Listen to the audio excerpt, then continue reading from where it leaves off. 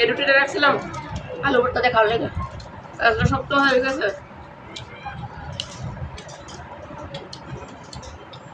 চুলা কিছু রেখে লাইটটা করে আসি।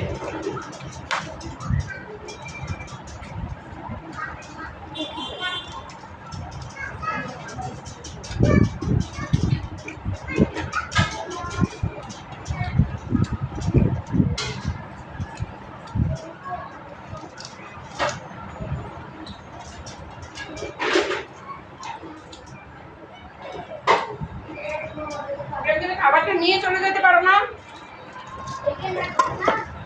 ইব্রাহিম? আমি পিসিটা দাও, তোমার ঝোল দিতে চাইছিলা? না না, তাহলে প্লেটটা বাড়াই দিলা না এই জন্য? এখন একটু বাড়াই দিছিলা না সামনের দিকে? না, এটা এমনি চলে গেছে। জুনায়েদ, ইব্রাহিম,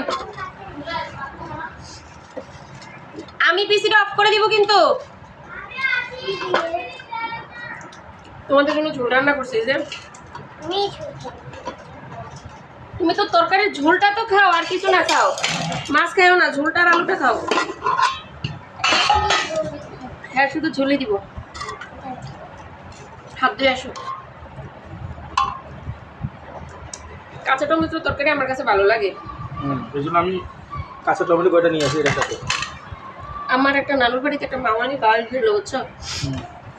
পরের বাড়ি খাওয়া তো যে কোনো জিনিস ভালো লাগে, বোঝো না? ওনাদের ঘরে ঘুরতে গেছি, ভাত খাও, কিন্তু না মামানি খাবো না, কাঁচা টমেটো আমি খাই নাই তো কোনো সময়। আছে দেখি খাইয়া খাইছি, ভালো লাগছে। বাড়িতে যা দাদুরও বলছি, দাদু কাঁচা টমেটোর তরকারি খাবে, খা। আমরা খেতে তাই না রান্না করছি পুঁটি মাছ দিয়ে, আসলে এত ভালো লাগছে। আমি কি মাছ দেখাইছি নাম জানি না,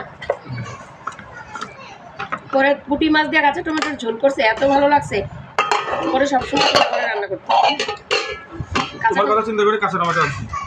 তোমার মনে আছে না?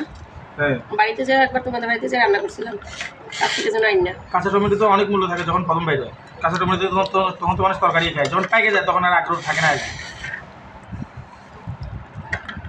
যখন এটা পাইকে যায় আগ্রহ থাকে না, কিন্তু ঠিকই খায় মানুষ যখন প্রথম বাইরে।